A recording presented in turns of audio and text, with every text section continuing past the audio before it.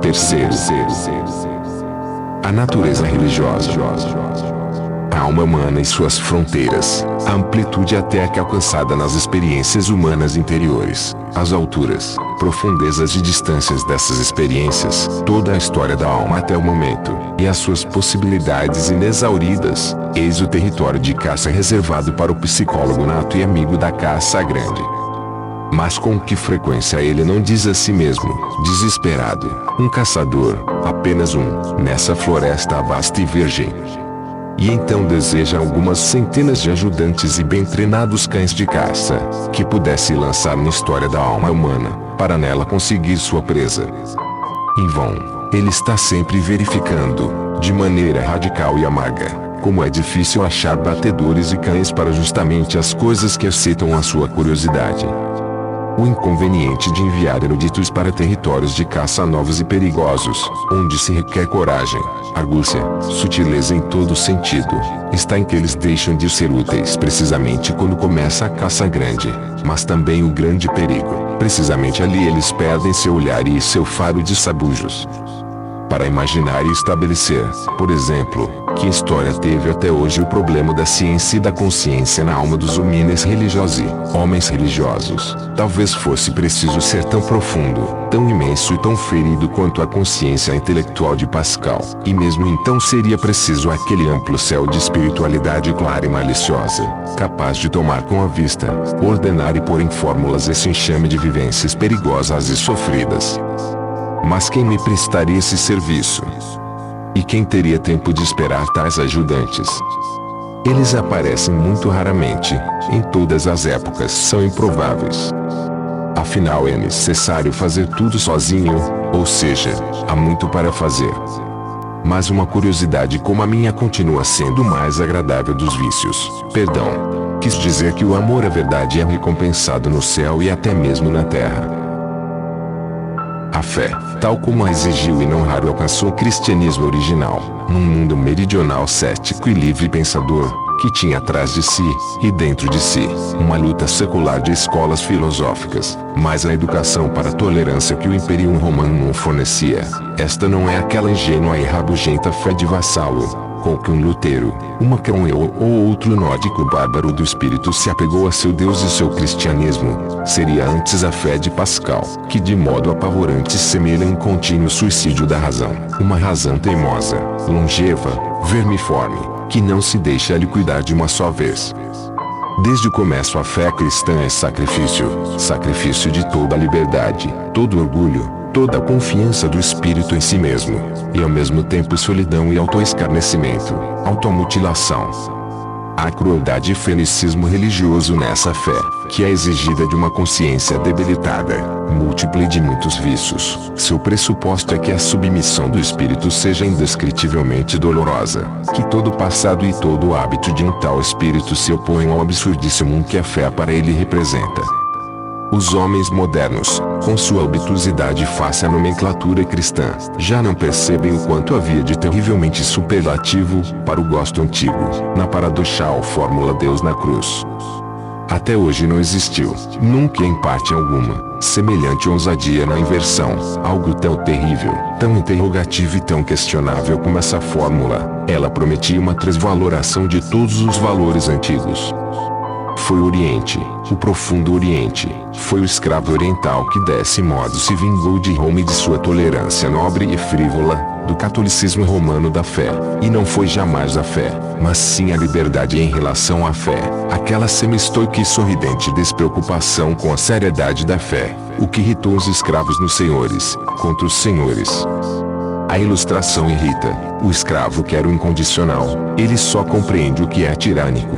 Também na moral, ele ama como odeia, sem nuance e até o fundo, até dor, até doença. Seu enorme sofrimento oculto se revolta contra o gosto nobre, que parece negar o sofrer. O ceticismo em relação ao sofrimento, no fundo somente uma pose da moral aristocrática, concorreu em não pequena medida para a última grande rebelião de escravos, que teve início com a Revolução Francesa. Onde quer que a neurose religiosa tenha aparecido na Terra, nós encontramos ligada a 3 prescrições dietéticas perigosas: solidão, jejum e abstinência sexual. Mas sem podermos decidir, com segurança, o que é causa e o que é efeito, e mesmo se existe uma relação de causa e efeito. Justifica a última dúvida o fato de, entre os seus sintomas mais regulares, tanto nos povos selvagens como nos domesticados, achar-se também a volúpia mais repentina e extravagante, que de modo igualmente súbito se transforma em convulsão de penitência e negação do mundo e da vontade, ambas interpretáveis como epilepsia mascarada, talvez. Aqui, mais do que em outra parte, deve-se renunciar à interpretação. Em torno de nenhum outro tipo se desenvolveu até agora tanto insensatez e superstição. Nenhum outro parece haver interessado mais os homens, inclusive os filósofos. Seria tempo de precisamente aqui tornar-se um pouco frio, aprender a cautela, melhor ainda, afastar a vista, afastar-se. Mesmo no fundo da filosofia mais recente, a de Schopenhauer, encontra-se, quase como o problema em si, essa horrível interrogação da crise e do despertar religioso. Como é possível a negação da vontade? Como é possível um santo? Esta parece ter sido mesmo a questão pela qual Schopenhauer se tornou filósofo, e com a qual começou. E assim foi uma consequência genuinamente schopenhaueriana que seu partidário mais convicto, e talvez o último, no que toca à Alemanha ou seja, Richard Wagner, completasse a obra de sua vida justamente nesse ponto, e pusesse afinal em cena esse tipo terrível e eterno na figura de Kundry, tipo veco, tipo existido, em carne e osso, na mesma época em que os alienistas de quase toda a Europa tinham a oportunidade de estudá-la de perto, em todo lugar onde a neurose religiosa, ou das religiosas em, tal como a Sham, teve, como exército da salvação, sua última irrupção e exibição epidêmica. Mas se nos perguntamos o que, em todo esse fenômeno do santo, foi tão extraordinariamente interessante para os homens de toda a espécie e de todos os tempos, mesmo para os filósofos, foi sem dúvida a sua aparência de milagre, de imediata sucessão de opostos, de estados da alma julgados moralmente opostos, a que parecia palpável que um homem mau se tornasse de repente um santo, um homem bom. A psicologia até agora existente naufragou nesse ponto. Isso não teria acontecido, antes de tudo, porque ela se tinha colocado sob o domínio da moral, porque ela mesma acreditava nas oposições morais de valores, e jogava, lia, interpretava essas oposições no texto e no dado. Como? O milagre é apenas um erro de interpretação? Uma falta de filologia? O catolicismo parece estar mais intimamente ligado às raças latinas do que o nosso cristianismo a nós, homens do norte, e, por conseguinte, nos países católicos incredulidade deve ter um significado bem diverso daquele nos países protestantes, ou seja, uma espécie de revolta contra o espírito da raça, enquanto para nós é antes um retome ao espírito, ou falta de traço, da raça. Nós, do norte, descendamos indubitavelmente de raças bárbaras. Também no que se refere ao dote para a religião, somos mal dotados para ela. Pode-se abrir exceção para os celtas, que por isso mesmo proporcionaram o melhor terreno para a infecção cristã no norte. Na França o ideal cristão veio florescer, tanto quanto permitiu o pálido sol setentrional. Mesmo esses últimos céticos franceses, como são estranhamente piedosos para o nosso gosto, na medida em que tem algum sangue celta na origem. Como nos parece católica e não alemã a sociologia de Auguste Comte, com sua lógica romana dos instintos. Como soa jesuítico aquele amável e sagaz Cicerone de Porte Royal, Saint-Beuve, não obstante sua hostilidade aos jesuítas. Quanto a Ernest Renan, como é inacessível para nós, setentrionais, a linguagem desse Renan, em que um nada de tensão religiosa vem a todo momento desequilibrar sua alma, num sentido sutil, voluptuosa e amante da comodidade. Basta repetir com ele estas belas frases, e quanta malícia e petulância se agita de imediato, como resposta, em nossa alma provavelmente menos bela e mais severa, ou seja, mais alemã. Diz Johnston cardemente que la religião est un produit de l'homme normal, que l'homme est li plus dans livrai quando est li plus religieux que et li plus assured une destinée infinie. que este quando este bom cruelt que la vertu corresponde a ordem eterno, que este quando contemple les choses d'une manière désintéressée que eu trouve la morte revoltante et absurde. Comente ne pas supposer que este dans ces momentos lá, que l'homme voit limieux.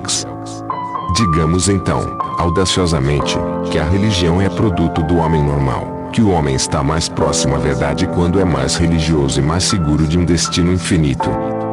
É quando ele é bom que ele deseja que a virtude corresponda a uma ordem eterna. É quando ele contempla as coisas de uma maneira desinteressada que ele acha a morte revoltante e absurda. Como não supor que é nesses momentos que o homem enxerga melhor? Essas frases são de tal modo antípodas aos meus ouvidos e meus hábitos que, ao encontrá-las, meu primeiro movimento de cólera escreveu-lhes ao lado la misère religieuse par excellence, a tolice religiosa por excelência, até que minha última cólera chegou a gostar delas, com sua verdade de cabeça para baixo. É tão agradável e tão distinto ter seus antípodas. Aquilo que é sombra, na religiosidade dos antigos gregos, é a exuberante gratidão que ele irradia, é uma espécie muito nobre de homem, a que assim se coloca perante a vida e a natureza. Mais tarde, quando o popular só atinge a preponderância na Grécia, o medo prolifera também na religião, o cristianismo se preparava. A paixão por Deus, há espécies rústicas, cândidas e importunas, como a de Lutero. Todo o protestantismo carece da delicadeza meridional.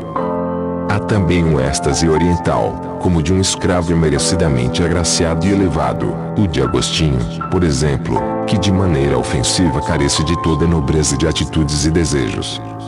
A delicadeza e cobiça feminina, que de maneira pudica e insciente busca uma união mística e física, como em Madame de Guion. Em muitos casos aparece, bastante curiosamente, como disfarce para a puberdade de uma garota ou um rapaz, às vezes como histeria de uma solteirona, inclusive, ou como sua última ambição. Em vários casos assim, a Igreja canonizou a mulher. Os homens mais poderosos sempre se curvaram respeitosamente diante do santo, ante o enigma da sujeição de si mesmo e derradeira renúncia intencional. Por que se curvavam eles? Nele pressentiam, como que por trás do ponto de interrogação de sua aparência frágil e mísera, a força superior que queria se testar com uma tal sujeição, a fortaleza de vontade na qual reconheciam e honravam a própria fortaleza e prazer em dominar, estavam honrando a si mesmos, ao honrar o santo. A isto se junta que a visão do santo lhes despertava uma suspeita, uma tal monstruosidade de negação, diante natureza, não terá sido desejada em vão, assim diziam e perguntavam a si mesmos. Não haveria uma razão para isso, um perigo muito grande, do qual a seta estaria mais informado, graças aos seus acólitos e visitantes secretos. Em suma, os poderosos do mundo aprendiam diante dele um novo medo, e pressentiam um novo poder, um inimigo estrangeiro, ainda não sujeitado. A vontade de poder é que os obrigava a se deter frente ao santo. Eles tinham que interrogá-lo. No Antigo Testamento judeu, o livro da justiça divina, existem homens, coisas e falas num estilo tão grandioso, que as literaturas grega e indiana nada têm para lhe pôr ao lado. Com terror e veneração nos colocamos face a esses enormes vestígios do que foi o homem uma vez, pensando tristemente na velha Ásia e na sua pequena península Europa, que tanto queria representar o progresso do homem em relação à Ásia.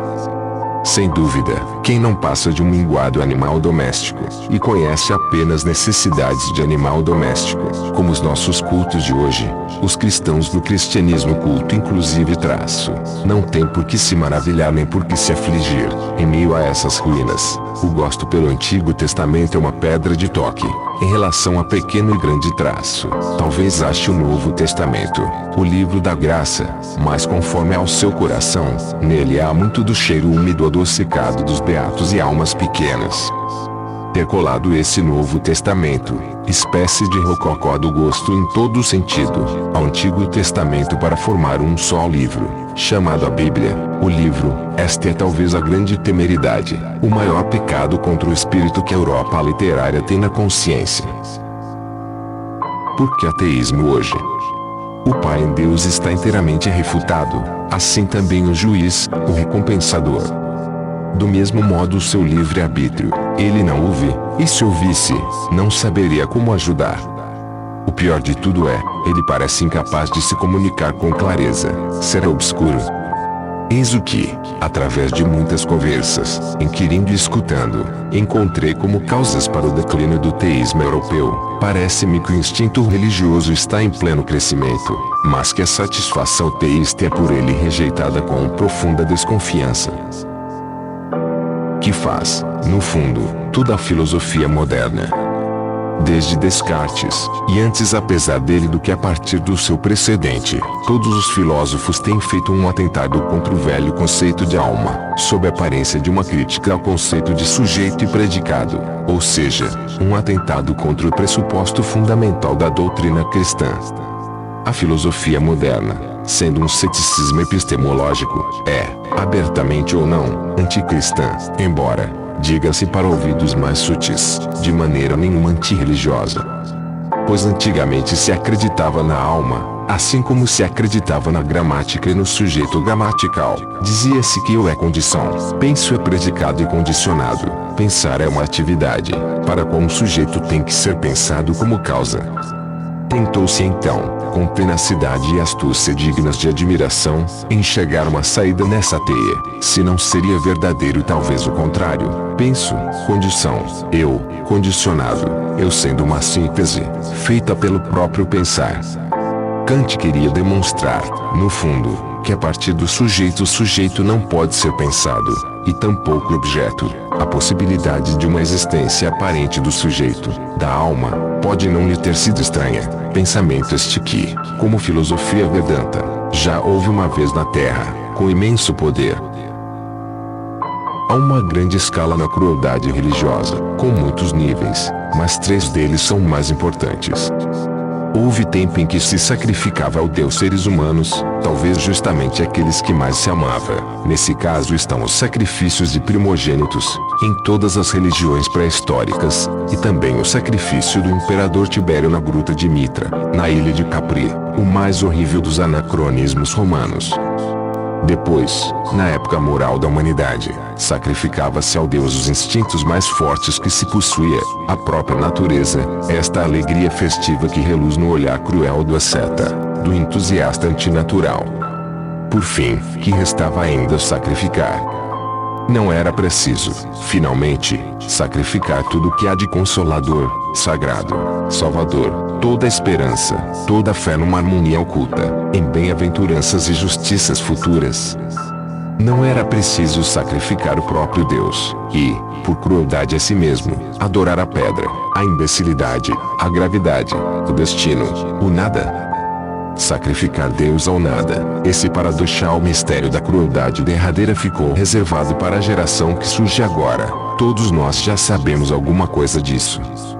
Quem, como eu, impelido por um afã misterioso, se esforçou em pensar o pessimismo até o fundo, e libertá-lo da estreiteza e singeleza meio cristã, meio alemã, com que ele afinal se apresentou neste século, na forma da filosofia schopenhaueriana, que verdadeiramente, com uma visão asiática e mais que asiática, penetrou o interior e a profundeza daquele que mais nega o mundo, entre todos os possíveis modos de pensar, além do bem e do mal, e não mais, como Buda e Schopenhauer, no fascínio e delírio da moral. Talvez esse alguém, sem que o quisesse realmente, tenha aberto os olhos para o ideal contrário, o ideal do homem mais exuberante, mais vivo e mais afirmador do mundo, que não só aprendeu a se resignar e suportar tudo o que existiu e é, mas deseja tê-lo novamente, tal como existiu e é, por toda a eternidade, gritando incessantemente da capo, do início, não apenas para si mesmo, mas para a peça e o espetáculo inteiro, e não apenas para um espetáculo, mas no fundo para aquele que necessita justamente desse espetáculo, e o faz necessário, porque sempre necessita outra vez de si mesmo, e se faz necessário, como? E isto não seria círculos viciosos Deus como círculo vicioso. Com a força da sua visão e intuição espiritual, cresce a distância e como que o espaço em volta do homem, o seu mundo torna-se mais fundo, aparecem-lhe novas estrelas no horizonte, novos enigmas e imagens. Talvez tudo aquilo em que o olhar do espírito exercitou sua penetração e perspicácia tenha sido justamente exercício, oportunidade para o jogo, coisa para crianças e cabeças infantis.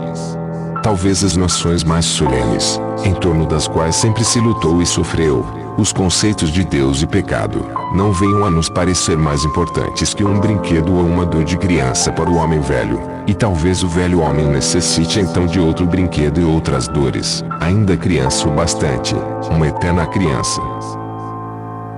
Já se observou quanto uma autêntica vida religiosa, tanto o seu trabalho favorito de autoanálise microscópica quanto essa suave compostura que se chama oração, que é uma contínua disposição para a vinda de Deus requer o ócio ou meio ócio exterior, quero dizer, o ócio com boa consciência, de longa data, de sangue, ao qual não é totalmente estranho o sentimento aristocrático de que o trabalho desonra, torna a alma e o corpo vulgares. E que, por consequência, a laboriosidade moderna, barulhenta, consumidora de tempo, orgulhosa de si, estupidamente orgulhosa, mais que qualquer coisa é do que prepara justamente para a descrença. Entre aqueles que na Alemanha de hoje vivem à margem da religião, por exemplo, encontro pessoas de livre pensar diverso na origem e na espécie, mas sobretudo uma maioria cuja laboriosidade, de geração em geração, veio a dissolver os instintos religiosos, de modo que já não sabem para que servem as religiões, e apenas com mudo assombro chegam a registrar a sua presença no mundo. Elas já se sentem bastante requisitadas, essas ótimas pessoas, quer por seus negócios, quer por seus prazeres, sem falar da pátria e dos jornais, e das obrigações de família, parece que não lhes sobra tempo para a religião, ainda mais porque não percebem muito bem do que se trata, se de um novo negócio ou um novo prazer, pois não se pode, dizem a si mesmas, ir à igreja somente para estragar o bom humor. Elas não são inimigas dos costumes religiosos, se a participação nesses costumes é exigida em alguns casos, por parte do Estado, digamos, elas fazem o que se exige, tal como se fazem tantas coisas, com uma modesta e paciente seriedade, sem muita curiosidade ou mal-estar, vivem por demais e fora e à margem, para sequer achar necessário ser a favor ou contra nessas questões. Entre esses indiferentes está a maior parte dos protestantes alemães de classes médias, em especial nos grandes centros de comércio e ofício, da mesma forma a grande maioria dos eruditos laboriosos e todos os pertencentes à universidade, com exceção dos teólogos, cuja existência, e possibilidade de lá existir, fornece aos psicólogos enigmas cada vez mais numerosos e mais sutis. As pessoas piedosas, ou apenas favoráveis à igreja, raramente fazem ideia de quanta boa vontade, ou mesmo voluntariedade, é preciso hoje para que um erudito alemão tome a sério o problema da religião, pelo seu ofício, e, como disse, pela sua laboriosidade profissional, a que é obrigado por sua consciência moderna. Ele tende a uma jovialidade superior e quase bondosa diante da religião, a qual se mistura por vezes um leve menosprezo, dirigido ao desasseio do espírito que ele pressupõe em todos que ainda pertencem à igreja. Apenas com a ajuda da história, e não a partir de sua experiência pessoal, o erudito alcança uma reverente seriedade e uma certa consideração tímida para com a religião, mas se ele ergue seu sentimento até a gratidão para com ela, mesmo assim não se aproximará, com sua pessoa, um passo apenas ao que ainda existe como igreja ou devoção, talvez o contrário. A indiferença prática em relação às coisas religiosas, em meio à qual ele nasceu e foi educado, nele é sublimada geralmente em cautela e correção que teme o contato com pessoas e coisas religiosas, e pode ser justamente a profundeza da sua tolerância e humanidade que o faz fugir ao sutil apuro que o tolerar traz consigo.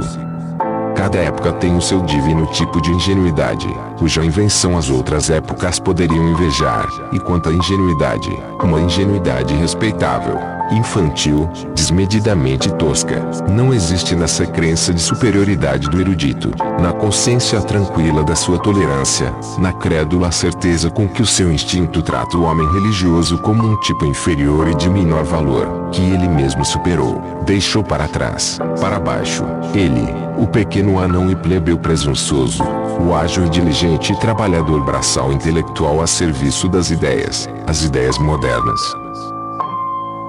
Quem observou o mundo em profundidade, percebe quanta sabedoria existe no fato de os homens serem superficiais. É o seu instinto conservador que lhes ensina a ser volúveis, ligeiros e falsos.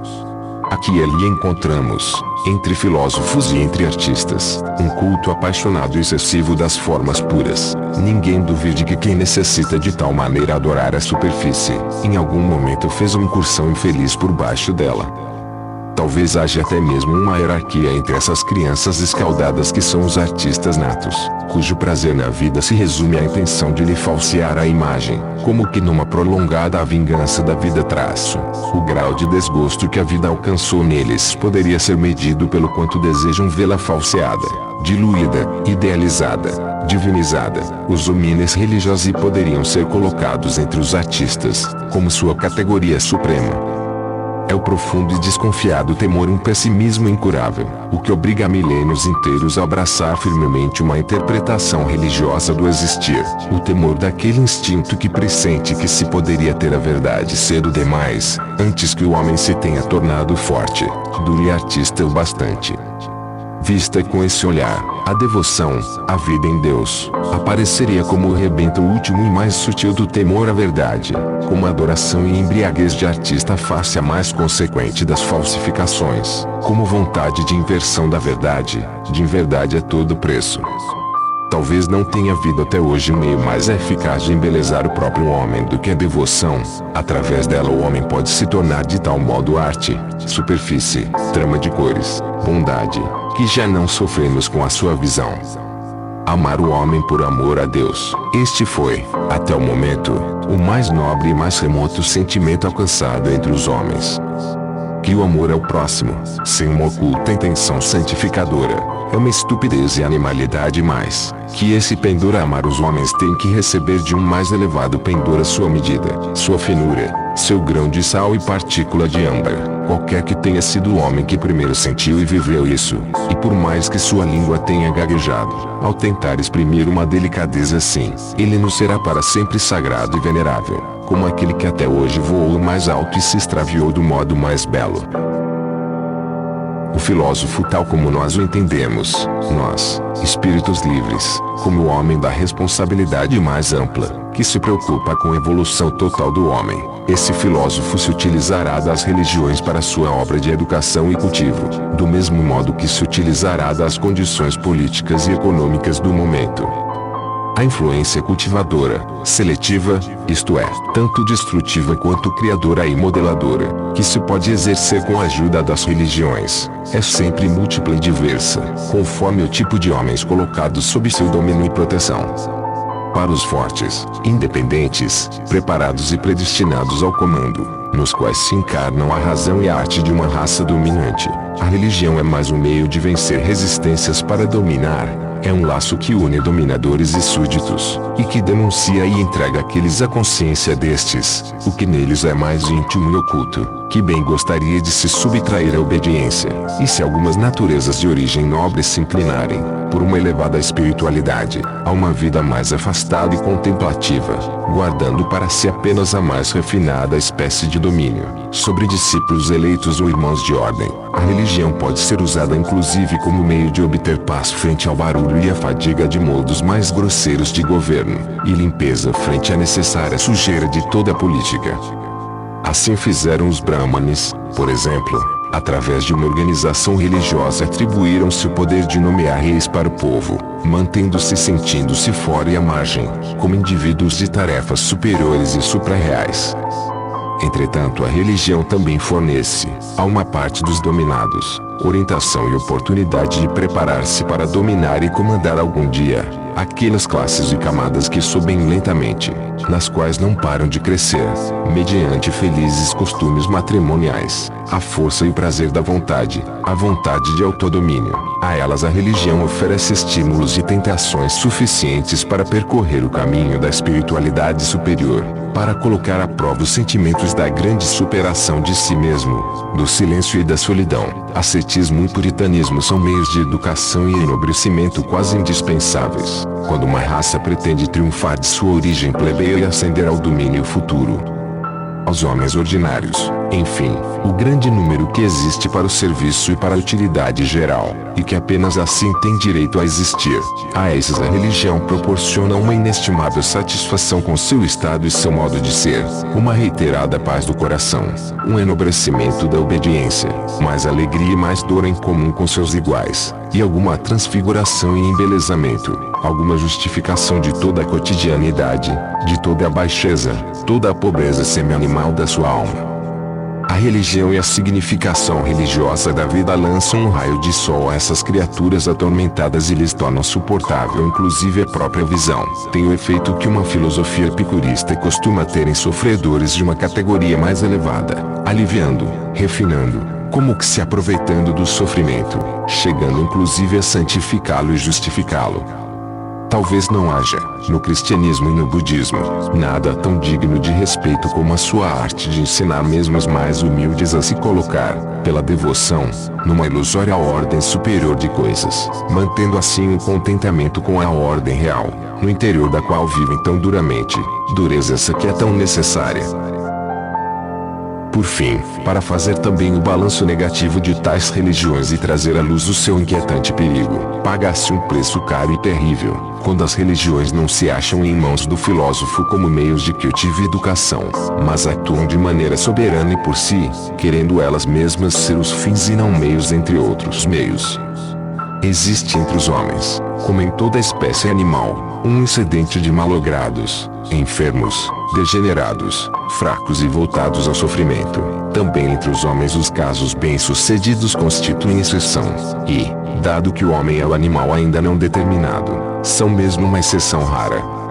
Mas o que é pior, quanto mais elevado o tipo de ser humano que um homem representa, menor a probabilidade de que ele vingue. O acidental, a lei do absurdo na economia geral da humanidade, mostra-se do modo mais terrível em seu efeito destrutivo sobre os homens superiores, cujas condições de vida são delicadas, complexas e difíceis de calcular.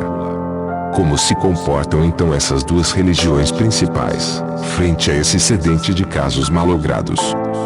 Elas procuram conservar, manter em vida, tudo que se possa manter, mas ainda, sendo religiões para sofredores, tomam o partido deles por princípio, dão razão a todos os que sofrem da vida como de uma doença, e desejariam obter que qualquer outro sentimento da vida fosse considerado falso e tornado impossível.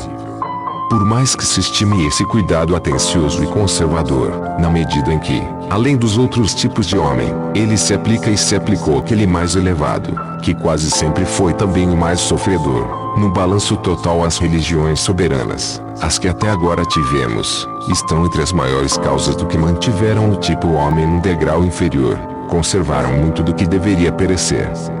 Temos coisas inestimáveis a lhes agradecer, e quem seria tão rico em gratidão, que não se tornasse pobre em face de tudo que os homens espirituais do cristianismo, por exemplo, fizeram até hoje pela Europa. E no entanto, quando davam consolo aos sofredores, ânimo aos oprimidos e desesperados, sustento e apoio aos dependentes, e quando atraíam os interiormente destruídos e os que se tornavam selvagens para os monastérios e penitenciárias da alma, afastando-os da sociedade, que mais precisavam fazer para trabalhar, de consciência tranquila e sistematicamente, na conservação de tudo que era doente e sofredor, ou seja, trabalhar de fato e verdadeiramente na degradação da raça europeia. Colocar de cabeça para baixo todas as valorações, isto é o que tiveram de fazer.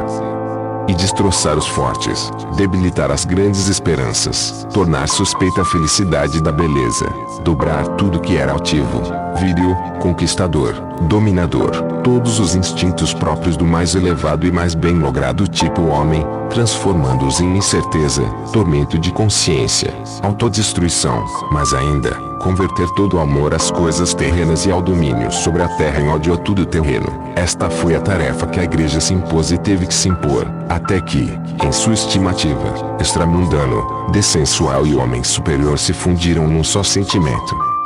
Supondo que se pudesse abarcar, com o olho irônico e distanciado de um deus epicúreo, a comédia singularmente dolorosa do cristianismo europeu, ao mesmo tempo grosseira e sutil, creio que não haveria limites para o espanto e o riso, pois não parece que apenas uma vontade dominou a Europa por 18 séculos, a de fazer do homem um sublime aborto.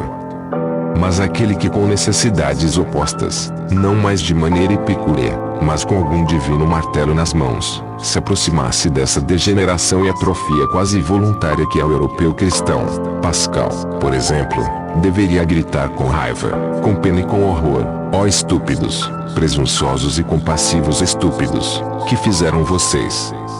Isso era trabalho para suas mãos. Deformaram e estragaram minha pedra mais bela. A quanto se atreveram vocês? Em outras palavras, o cristianismo foi, até hoje, a mais funesta das presunções. Homens sem dureza e elevação suficientes para o poder, como artistas, dar forma ao homem. Homens sem longevidência e forças suficientes para, com uma sublime vitória sobre si, deixar valer a lei primordial das 1000 formas de malogro e perecimento. Homens sem nobreza suficiente para perceber o hiato e a hierarquia abissalmente diversos existentes entre homem e homem. Esses homens, com sua igualdade perante Deus, governaram sempre o destino da Europa, até que finalmente se obteve uma espécie diminuída, quase ridícula, um animal de rebanho, um ser de boa vontade, doente e medíocre, o europeu de hoje.